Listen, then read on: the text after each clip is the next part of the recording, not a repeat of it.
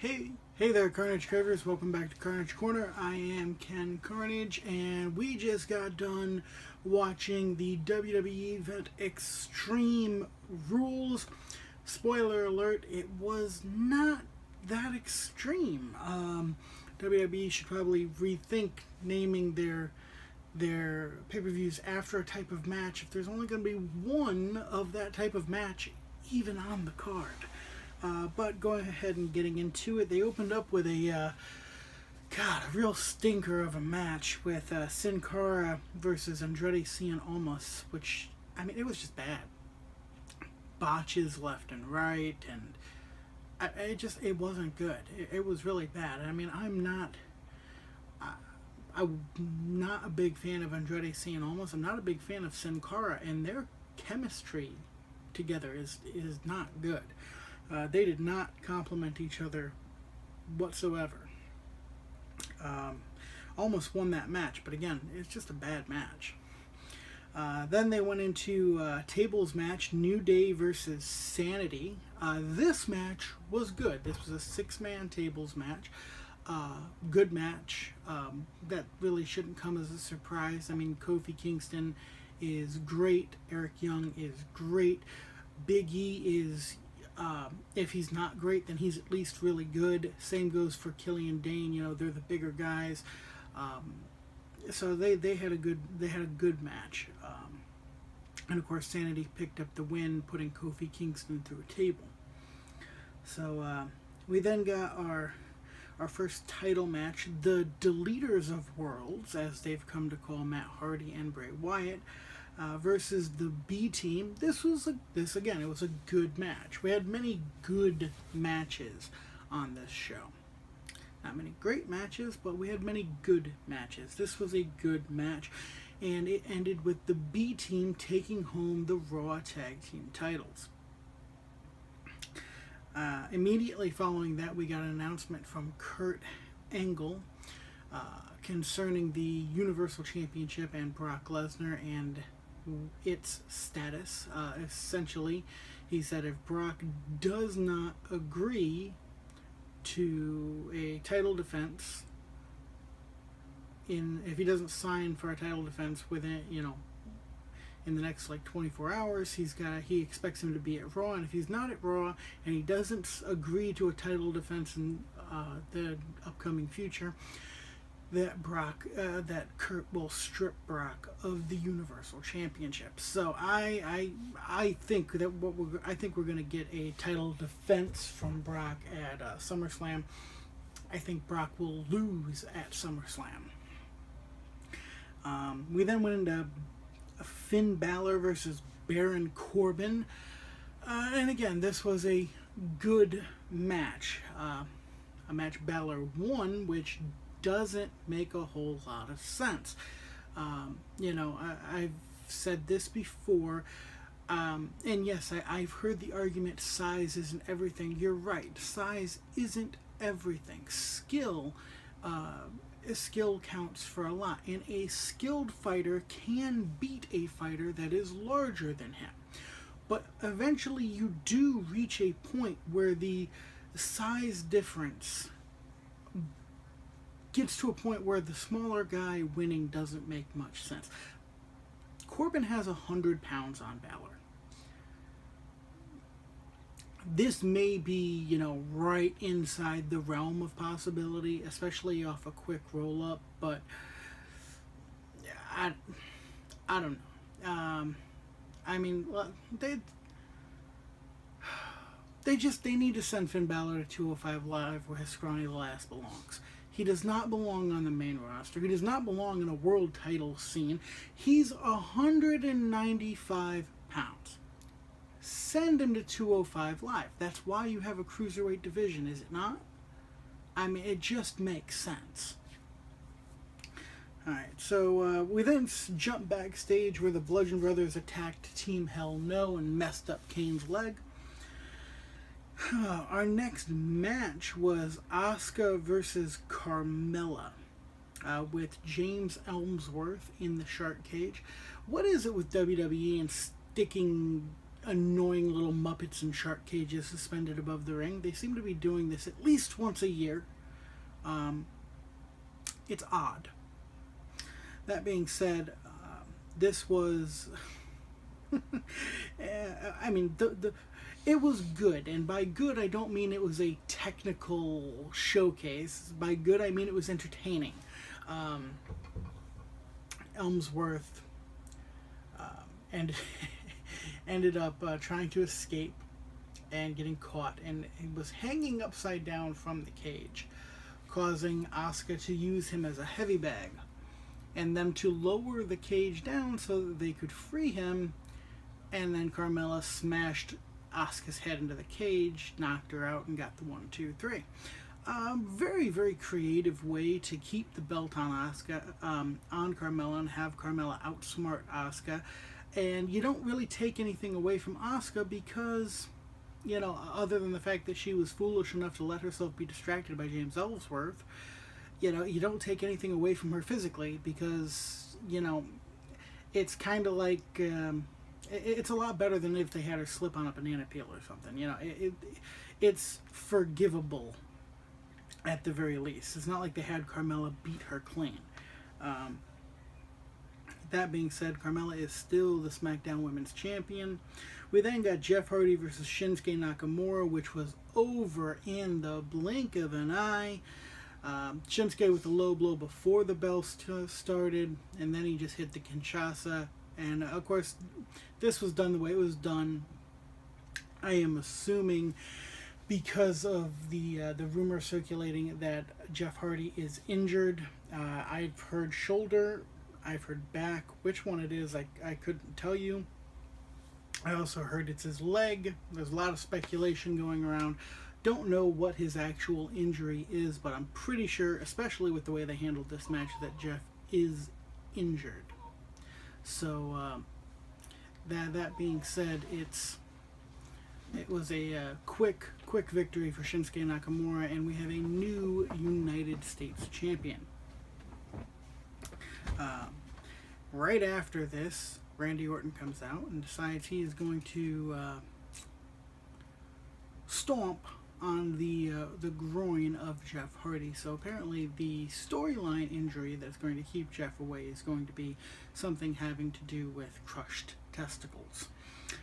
That being said, we'll move on to the what was, I would say, maybe the, if it was not the best, it was one of the best matches on the card tonight. It was a great match. Braun Strowman versus Kevin Owens in the steel cage. It was great. It had a good story to it. You had Owens, you know, trying everything in his power to get away, and then everything in his power to try and outsmart Braun, even handcuffing Braun and going to escape.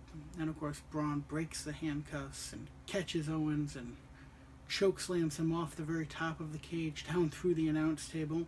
And of course, that gives Kevin the win, but Braun doesn't really care. He just wanted to hurt Kevin. Now, a couple of things I want to point out. To everyone who is comparing, who is putting Kevin Owens on the same level as Mick Foley, this spot may have been something of an homage to Mick being thrown off the Hell in a Cell, but understand this, Kevin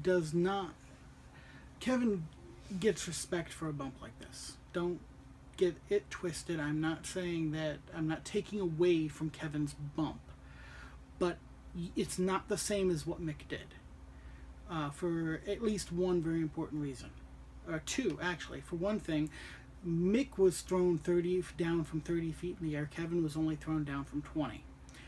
Beyond that, if you go back and you watch the footage, it is very, very, very clear that they had an airbag underneath that table to help keep Kevin from getting hurt. Now, I'm not saying they shouldn't have done that. It's good that they did that. They need to take care of their people. What I'm saying is Mick didn't have that. So Mick, as far as I am concerned, still deserves a hell of a lot more respect for what he did than Kevin does for what he did. And that's not to take away from Kevin, but for everybody saying that it's the same thing, you're wrong. It's not the same thing. That being said, Owens did win that match. Kind of. I mean, he left on a stretcher, so, I mean, how much? I don't know how much you can say he really won. But technically, he won the match. We then, we went to a little break. We come back, and the announcers are, they're setting the table for the next match, and they gave us a little shout out talking about the carnage at ringside. So, Josh, thank you for that shout out. We always appreciate that. We then went into the Bludgeon Brothers versus Daniel Bryan. Daniel came out to try and do the match on his own because he's a brainless little troll. He got beat up, and then Kane hobbled out on one leg and tried to help, but to no avail. Bludgeon Brothers win. Bludgeon Brothers retain. Which is good because let's be honest. We don't really want to put the tag team titles on Kane and Daniel Bryan. Kane's going to be taken off to go be mayor of Knox County down in Tennessee. He's going to be very busy and won't be wrestling. And Daniel Bryan may, slip on a banana peel, have a seizure, and end up comatose. So, it's just not it's not the kind of stability you want in a pair of tag team champions. So, Bludgeon Brothers for the win. It's better that way. We then went into Roman Reigns versus Bobby Lashley. Arguably, maybe the reason why a lot of people watched the match tonight. I know I was very interested in the match, and it was a good match. It wasn't a great match. It was only a good match, but what do you expect? I mean, Bobby Lashley carried Roman throughout the whole thing, and Roman, not for nothing, a couple of those spots, Roman really screwed him up. Like, the whole thing of Roman throwing Bobby over the side, Roman literally throws Bobby over the side. Bobby just crashes to the floor. It's true what they say, the bigger you are, the harder you fall. Bobby's like 260 some odd pounds, crashing down onto the thinly padded floor. It didn't look like that spot was supposed to go down that way. Call me a conspiracy theorist. But to me, it looked like Roman was trying to hurt Bobby. Like, for real. And Roman's lucky Bobby didn't take it personally, because if Bobby wanted to, he'd just take Roman apart. That being said, Lashley got the win, which is very good. Now, maybe Vince has come to his senses and realizes that he should be pushing a guy like Lashley over a guy like Roman, or maybe Roman just drug his teeth. I don't know. Either way, I'm happy to see Roman walk away with an L. I'm happy to see Bobby walk away with a W. I would like to see Bobby versus Lesnar at SummerSlam for the Universal title. Make that one-on-one. Do not stick Roman in there and make it a triple threat match, and I don't care if he takes it all and then tongues the sack. Keep his ass out of that match. We're tired of looking at him. Send him home. God. Okay. I'm sorry. Moving on. Then we get Nia Jax versus Alexa Bliss. The only actual Extreme Rules match on the card. I would love to be able to tell you that this match is great. It's not. And not for nothing, it was a botch fest. But it being a botch fest was not the fault of Nia Jax or Alexa Bliss. Neither one of them botched anything. All the botching was happening concerning, Mickie James and Natalya and Ronda Rousey. Ronda screwed up throwing Mickie over the table, and she was just running around like a crazy woman. It was good from a character standpoint because she was really in the character, but it was fucking up her work. Not that her work's all that great in the first place. She's still got a lot of polishing. She really needs to be polished. If she's got the right opponent in a one-on-one scenario, she can look really good. But once you start getting a lot of moving parts in there, she's struggling, and you can tell. That being said, it's the match ended with Alexa keeping her championship. Extreme Rules match, DDT onto a steel chair, kept Nia down. Now, again, this is a situation where I know I just got done talking earlier about how Finn Balor maybe shouldn't have beat Baron Corbin because of the size difference. And I will go ahead and say that in a one-on-one match where it's normal rules between Alexa and Nia, yes, Nia's size differential should be something that is damn near insurmountable. I mean, she has almost 200 pounds on Alexa. Despite the fact that that's not exactly all muscle, it still should be insurmountable to Alexa. But you had a lot of moving parts in this. You had kendo sticks and steel chairs, and you had Mickey involved, and Natalya and Ronda, and so them doing it the way they did it makes it more believable. I mean, yeah, it doesn't matter how big you are. You get your head driven into a steel plate, you might get knocked silly for at least 3 seconds. So it's not crazy to think, but just the whole situation is screwy. From here, I would assume that they're going to move into Ronda chasing Alexa for the women's championship and probably taking it from her in short order. And then of course we'll have a women's champion who's playing catch up in the ring. But moving into our WWE Championship match, Rusev versus AJ Styles. This was a great match. It started slow, it was steady, and it was good. And you really at times were in a place where you wondered, are they going to put it on Rusev? Are they going to keep it on AJ? They ended up keeping it on AJ. Good match. Might have been the best match of Rusev's career. And it was a really good match. Hopefully it won't be the last title match that Rusev gets. And then the quote-unquote main event, Seth Rollins versus Dolph Ziggler, 30-minute Iron Man match. I've got a problem with the Intercontinental Championship billing over the WWE Championship. That shouldn't happen. But moving on from there, this match was okay at best. Honestly, I would have expected better out of these two competitors. Perhaps they just don't gel that well.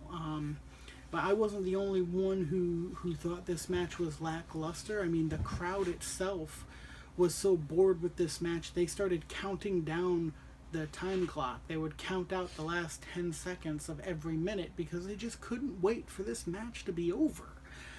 And I don't blame them. I mean, and they even took this snooze fest into sudden death overtime. This wasn't a good match. It was a spot fest. It was an absolute high spot fest. But that's not enough to make it a good match.